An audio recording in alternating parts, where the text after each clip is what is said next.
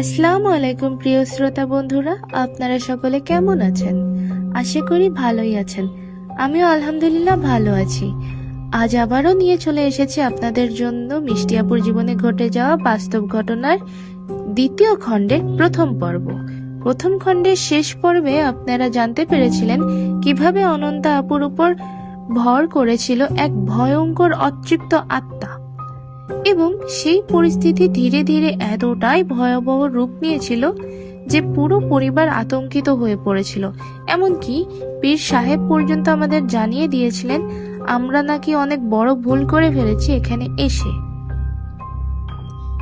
আজকের পর্বে আপনারা জানতে চলেছেন সেই ঘটনার পর আমরা কোথায় গিয়েছিলাম, কাকে খুঁজে বের করেছিলাম এবং কিভাবে প্রথমবারের মতো কর্ণ পিশাচিনী নামক ভয়ঙ্কর এক অপশক্তির কথা জানতে পেরেছিলাম। আর হ্যাঁ, ঘটনাটিকে কোথা থেকে শুনছেন এবং আজকের ঘটনাটি শুনে আপনাদের কি মতামত তা কমেন্ট করে জানাতে ভুলবেন না।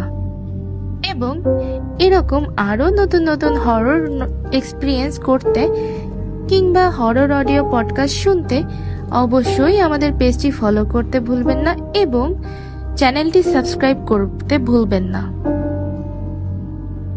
তো চলুন আর দেরি না করে শুরু করা যাক আজকের ভয়ঙ্কর ঘটনাটি।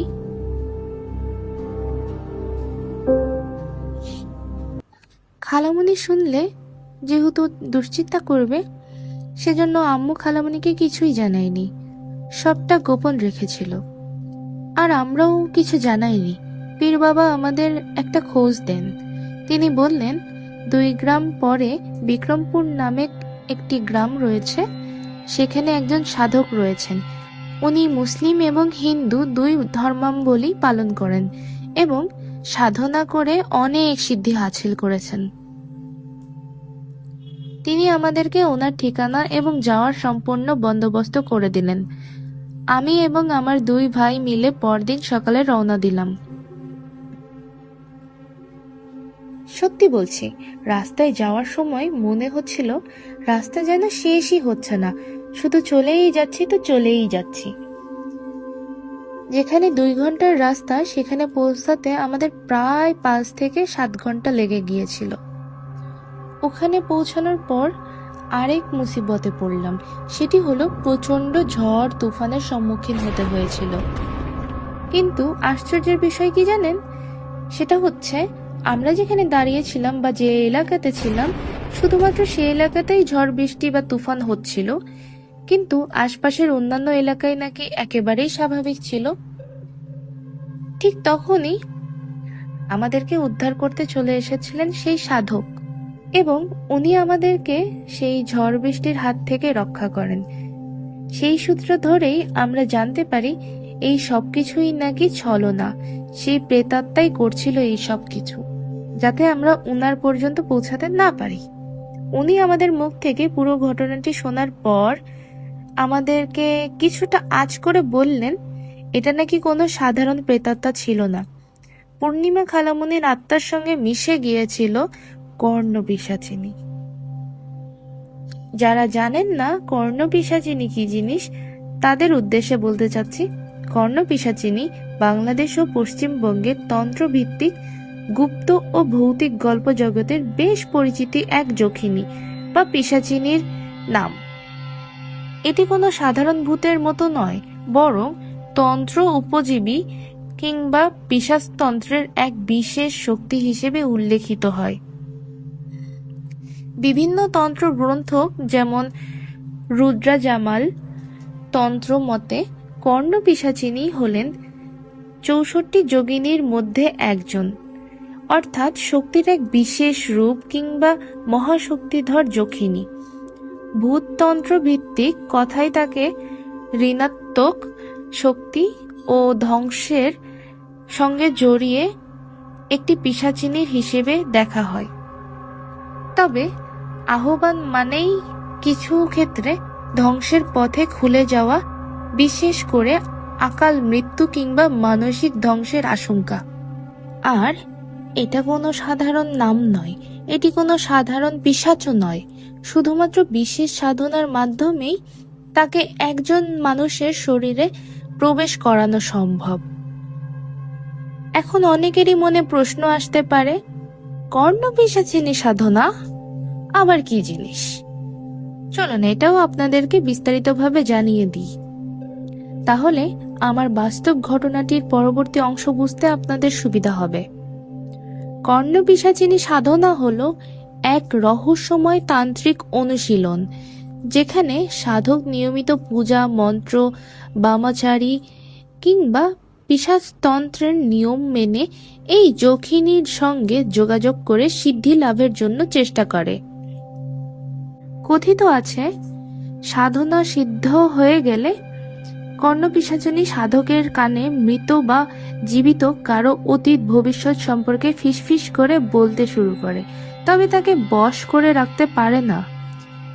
পারলে সাধক পাগলামি, মানসিক বিপর্যয় কিংবা মৃত্যুর মুখোমুখি হতে পারেন। যারা এখনো পুরো বিষয়টা বুঝতে পারেননি তাদের জন্য এক কথাই বলি, কর্ণপিশাচিনী হলো তন্ত্র ও ভৌতিক জগতের প্রচলিত এক শক্তিশালী ঋণাত্মক ধরনের যখিনী বা পিশাচিনী, যার সাধনা এবং সংস্পর্শকে অত্যন্ত বিপজ্জনক ও ধ্বংসাত্মক হিসেবে বিবেচনা করা হয়। এবার চলুন মূল ঘটনায় ফিরে যাই। এই কথাগুলো শুনে আমরা তো রীতিমতো স্তব্ধ হয়ে গিয়েছিলাম। এত ভয়ঙ্কর ধরনের কাজ কে করতে পারে? তখন সাধক মশাই আমাদের বললেন, এটা কোনো অপরিচিত ব্যক্তির কাজ নয়। যে মেয়েটি মারা গিয়েছে, অর্থাৎ তোমাদের খালামণির পরিবারেরই কোনো সদস্য এই কাজ করেছে, কোনো অসৎ উদ্দেশ্য পূরণ করতে। নিশ্চয় তোমাদের অনন্তা আপু সেই মৃত ব্যক্তির ব্যবহৃত কোনো জিনিস ব্যবহার করেছে, যেখান থেকে এই বিপজ্জনক পিশাচিনী তার উপর ভর করতে পেরেছে। আচ্ছা, তার রাশিটা কি কেউ বলতে পারো? রিজভি ভাইয়া বলে উঠল, তুলা রাশি। এই কথা শোনা মাত্রই আচমকা সাধক মশাই চিৎকার দিয়ে বলে উঠলেন, এ কি কথা বললে? এবার তার থেকে সেই ভয়ঙ্কর পিশাচিনীকে আলাদা করা প্রায় অসম্ভব।